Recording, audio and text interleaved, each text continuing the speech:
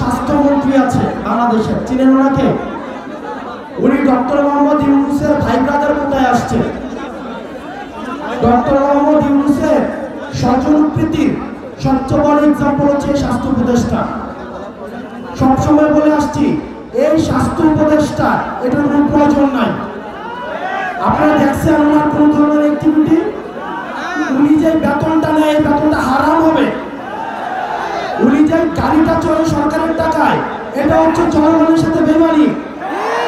এই স্বাস্থ্য উপদেষ্টা এটা কোনো কাজের না। উনি কিচ্ছু বুঝে না। উনি স্বাস্থ্য ব্যবস্থা বুঝে না, উনি চিকিৎসা বুঝে না, উনি ইনস্ট্রুমেন্টাল, ওনার কোনো নলেজ নাই। ওনার একমাত্র যোগ্যতা, উনি গ্রামীণ ব্যাংকে ছিল এবং ডক্টর মোহাম্মদ ইউনূসের উনি হচ্ছেন খুব কাছের মানুষ। এটাই ওনার যোগ্যতা। এই স্বাস্থ্য উপদেষ্টা লইয়ে আমরা কি করিব? এবং দুঃখজনক বিষয়, উনি নিজে চিকিৎসা করাইতে সিঙ্গাপুর যায়। উনি চিকিৎসা করাইতে নিজে সিঙ্গাপুর যায়। এখন আমরা বললে তো হচ্ছে বিরাট বেজার হয়, আমরা বললে রাগ হয়, রাগ। ওনাকে নিয়ে একবার কথা বলছিলাম, এরপর উনি আর আমাদের সাথে কোনো যোগাযোগ করে না।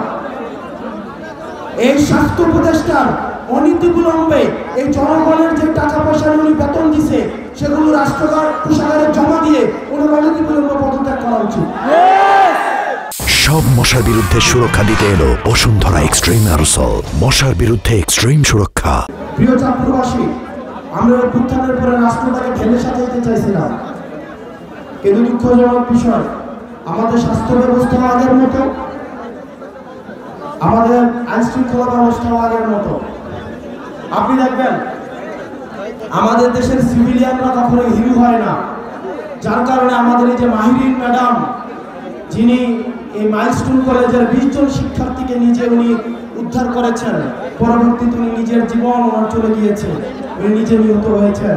আমরা মাহিরিন ম্যাডামকে আমরা রাষ্ট্রীয়ভাবে আমরা যথাযথ মর্যাদা দিতে পারি না। এটা আমাদের ব্যর্থতা। এই সরকারের কাছে অনেক প্রত্যাশা ছিল, প্রত্যাশার পাওয়ার দিন দিন কমছে।